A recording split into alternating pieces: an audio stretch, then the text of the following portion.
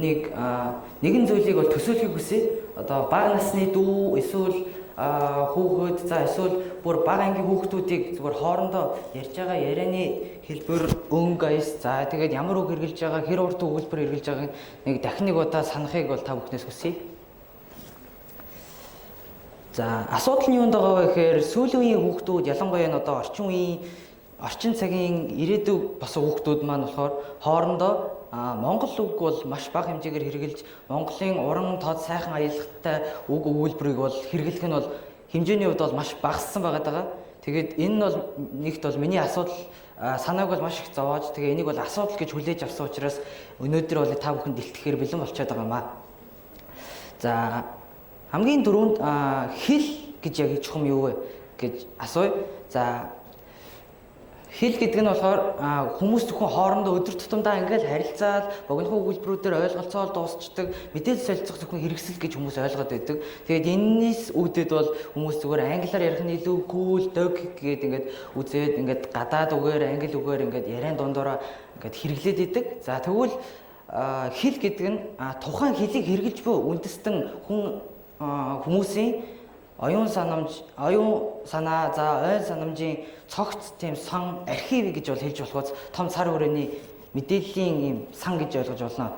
За тэгвэл энэ том мэдээллийн сан гэдэг байгаа монгол хэл гэдэг юм маань бол өдийд бол сүүлийн үед бол алдагдаад эхэлсэн байна гэдгийг бол та бүхэн ч мэднэ би ч мэдэж байна. За тийм учраас юунд яг энэ хамгийн том хэмжээгээр хамгийн их хэмжээгээр алдагдаад байгаа вэ гэхээр энэ бол даяаршил гэдэг зүйл дээр бол хамааралтай болж байгаа юм аа.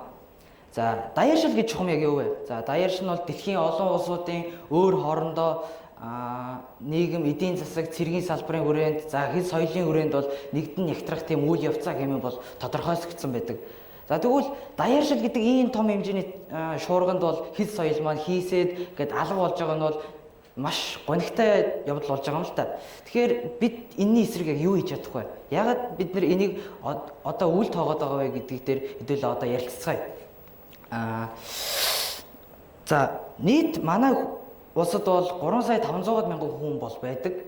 За тэгвэл энэ хүн амын нийт 2023 оны судалгаагаар 83 орчим хувь. За 83% нь бол утсан дээр ингээд сошиал медиа аккаунтыг бол аль хэдийн нээсэн байдаг. Тэгвэл би энэ танхимд байгаа за хэд жимтэй 80 орчим хүн за бүгд утсан дээр бол заавал нэг сошиал медиа аккаунттай цахим орчинд идэвхтэй хэрэглэж болсон гэдэгт бол би бүрэн итгэлтэй байна.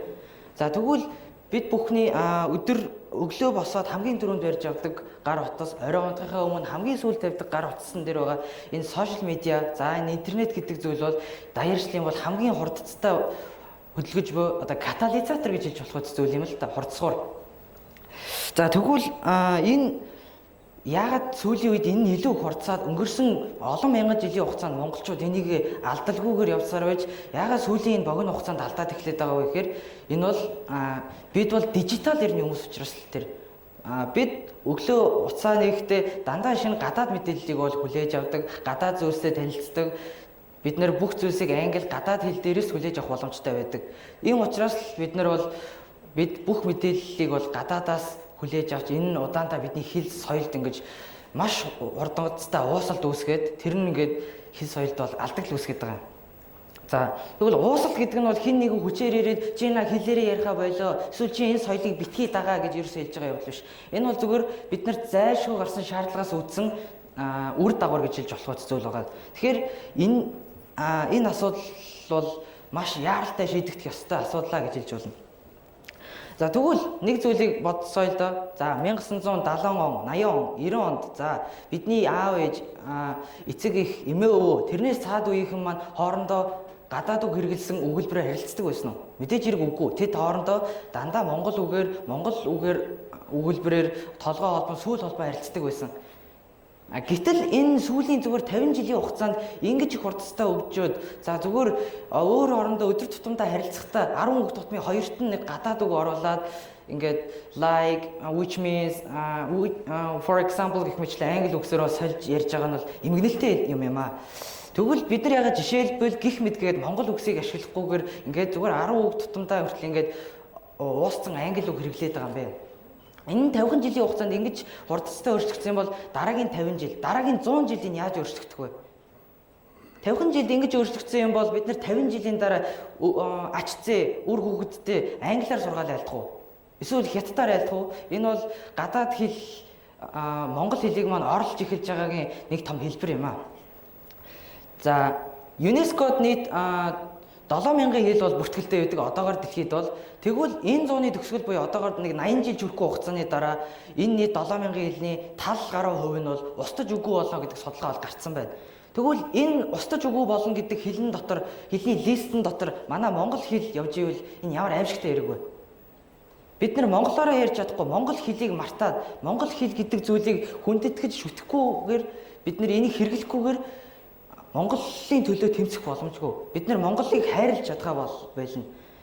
Улмаар бид нар өвөө эмээ эцэг эхийнхээ сургаалыг ойлгохгүй болсноор монгол хүний байгалаа хамгаалах өвөрмөц чанар за тэгээд өвөг дээдс дээд үе хүндлэх хүний бол байгалийн төрх бол устж үгүй болно гэдэг тийм аюулд бол бид нар хүрчээд байна. За 8 тэрбум хүн дотор бид 3 саяулаа ганцхан зүйлээр ялгардаг. Энэ мэдээж хэрэг зөвхөн хэлээр ялгардаг. Бид бүгд дөрөв мөч нэг толгойтой, бүгд нэг зүрхтэй. Тийм учраас энд ямар ч ялгаа байхгүй. Тэгвэл энэ 8 тэрбум хүнд 3 сая хүн гэдэг мэдээж хэрэг 3 сая гэдэг бол их тоо мэт боловч энэ 8000 хүнд 3 хүн гэж байгаа юм шиг тоо гэсэн. Тэгвэл энэ танхимыг 400 судлаа гэж үзье л да.